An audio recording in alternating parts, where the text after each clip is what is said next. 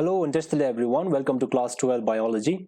In the last video, I introduced you to the chapter number 11, Biotechnology, its principles and processes. In that video, we learned some basics of genetic engineering and the techniques involved in genetic engineering such as creation of recombinant DNA, gene cloning and gene transfer.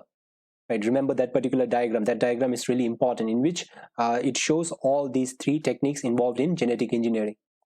Today, with this particular video, we will start our discussions on tools of recombinant DNA technology. So for recombinant DNA technology, certain tools are required. Right? So those tools are, first of all, restriction enzymes. I told you for the creation of recombinant DNA, we require these important enzymes called as restriction enzymes or restriction endonucleases. And then we also require cloning vectors. Right? We will be talking about plasmids as vectors. I told you about plasmids, right? So plasmids, they act as vectors because they can carry foreign genes, right? So we will talk about vectors. And then in recombinant DNA technology, we require competent host, right? We create that recombinant DNA so that we can introduce that recombinant DNA into some particular organism, right? So that that particular organism becomes genetically modified. So that organism is called as host, and that host should be competent enough to take up the foreign gene. Okay, so the third one is competent host, and then apart from that, we also require certain enzymes like polymerases, ligases, etc. So we will discuss about the first three: restriction enzymes, cloning vectors, and competent host. In this video, we will talk about restriction enzymes.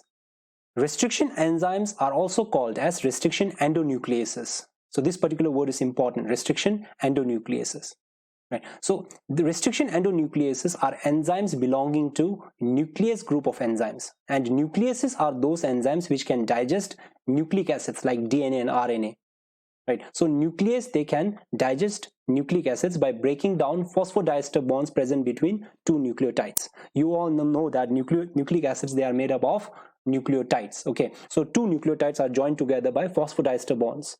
So nuclease enzyme, they can break that particular phosphodiester bond to digest or to break apart the nucleic acid, right?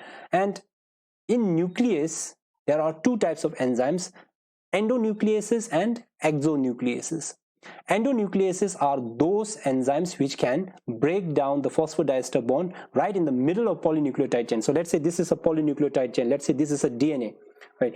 Endonucleases, what they can do is they can break the nucleic acid right in the middle, right? So these are like molecular scissors. They can cut the DNA or RNA right in the middle. So therefore they are called as endonucleases. Whereas exonucleases, they break or they cut the nucleotides from the two ends, either from the 5' end or from the 3' end. Right? So therefore they are called as exonucleases because they are breaking the nucleotides or the phosphodiester bonds at the ends of the polynucleotide chain. So the tool that we use in recombinant DNA technology is restriction endonucleases. So they can break down nucleic acid right in the middle. So they can make cuts right in the middle of the polynucleotide chain. So why is it called restriction endonucleases? Why this particular name, restriction? This is because the enzyme was first discovered in E. coli bacteria in 1963. Inside the E. coli bacteria, this particular enzyme, endonuclease, it acts like immune system of the bacteria. It restricts the growth of bacteriophage. When an E. coli gets attacked by these viruses, the virus injects its DNA inside the E. coli and thereby infects the bacteria and kills the bacteria. Now, when scientists observed the infection of these bacteria by viruses, bacteriophages, they observed that some bacteria, they are resistant to the infection or resistant to bacteriophages. Right? And when they looked inside such bacteria, they found out that there is one very important enzyme called as endonucleases. And these endonucleases, they restrict the growth of bacteriophage within the E. coli. Right? So these endonucleases, they break down the viral DNA and restricts the growth of virus inside the E. coli. And therefore, this endonuclease was called as restriction endonuclease. Now you know why it is called as restriction endonuclease. It's like the immune system of the bacteria. Right? So we obtain this particular important tool of recombinant DNA technology from bacteria. Okay. Let us now look at the names of some restriction endonucleases and try to understand the rules behind nomenclature of these enzymes. Right. So some examples of restriction endonucleases are EcoR1, Hind2, BAMH1, SAL1, PVU2, etc. So these are names of just some of the restriction endonucleases. In your textbook, it is given that we now know more than 900 different restriction endonucleases isolated from about 230 different strains of bacteria. Right. Now, in order to understand the rules or convention behind the nomenclature of these restriction endonucleases, let's take EcoR1 as an example. Right. In the name EcoR1, the letter E is derived from the name of the genus of the bacteria from which the enzyme was isolated. Right. So E over here, it is taken from Escherichia. And the second two letters, it is derived from the name of the species of the bacteria. So coli, in this particular case, CO, it is from coli. And this letter R, it is taken from the name of the strain of the bacteria, RY13. Right? So E. coli RY13. And the last Roman numeral over here, it signifies the order of isolation from the bacterium. So in short, we can say that EcoR1 restriction endonuclease was the first enzyme to be isolated, or the first restriction endonuclease to be isolated from Escherichia coli RY13. So I hope you are clear regarding how these names are given to these restriction endonucleases. Okay, so apart from EcoR1, we have the names of other restriction endonucleases over here. As an assignment, you can try to find out the names of the bacteria from which these restriction endonucleases were isolated. Over here, you have to remember that the first letter is derived from the name of the genus of the bacterium, second two letters from the name of the species of the bacterium, the fourth letter from the name of the strain of the bacterium, and the Roman numeral denotes the order in which the enzyme was isolated from the bacterium. Right. So if you do that, it will help you in understanding the naming convention better. Okay, so you can do that. How does restriction endonucleases cut the DNA molecules? Restriction endonucleases, being enzymes, they are very specific and they always cut DNA molecules at a particular point by recognizing specific sequence of base pairs. That is called as its recognition sequence. Right? The sequence which it recognizes on the DNA molecule where it makes its cut is called as recognition sequence. So it simply means that restriction endonucleases, they don't cut DNA molecules at random locations. Right? They cut DNA at their recognition sequence.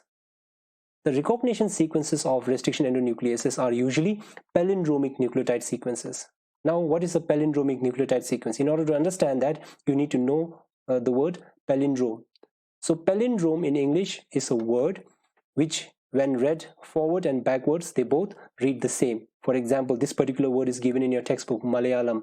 If you read it forward and backwards, they will both read the same, Malayalam. Okay, so this is a palindrome. Just like a palindrome, the recognition sequences of restriction endonucleases are palindromic nucleotide sequences. But there is a little bit difference between the recognition sequence and the word palindrome.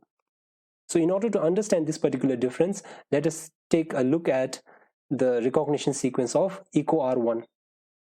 This is the recognition sequence of EcoR1. On the DNA molecule, since DNA is a double-stranded molecule, on the DNA molecule, EcoR1 recognizes this particular sequence, GAA-TTC. And if you look over here, when we read from 5' to 3' direction, this is important. You have to keep the reading orientation same on both the strands. If you read from 5' to 3' direction, the sequence reads the same, GAA-TTC in 5' to 3' direction on this strand, and it also reads the same GAA-TTC on the complementary strand in 5' to 3' direction. Right. So this is called as the palindromic nucleotide sequences. Now, there are different ways in which the restriction endonucleases can cut the DNA molecules after finding their recognition sequence. Right. So some restriction endonucleases, they can cut the DNA molecules right in the center of their recognition sequence. And some restriction endonucleases like EcoR1, they can cut the DNA a little bit away from the center of their recognition sequences. For example, EcoR1, after finding its recognition sequence, it makes one cut over here on this particular strand and one cut over here on the other strand. Right. The significance of this way of cutting the DNA is that it will result in two DNA molecules with sticky ends. Right. Now, what do we mean by sticky ends? Over here, you can see that the EcoR1 makes a one cut over here on this particular strand and another cut over here on the other strand. This results in two DNA molecules, two separate DNA molecules, and the two separate DNA molecules, they contain something called sticky ends. Sticky ends are nothing but single-stranded DNA molecule protruding out of double-stranded DNA. Right? So this is a single-stranded DNA.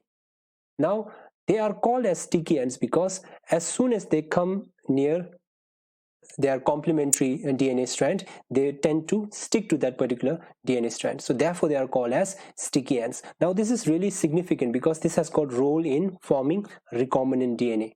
Right? With the sticky ends, it becomes easier for us to create recombinant DNA.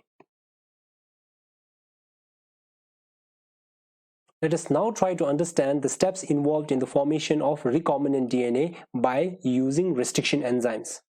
In this particular diagram, figure number 11.1, which is given in your textbook, it shows the steps in formation of recombinant DNA by action of restriction enzyme EcoR1. So EcoR1 is the restriction enzyme used in the formation of recombinant DNA.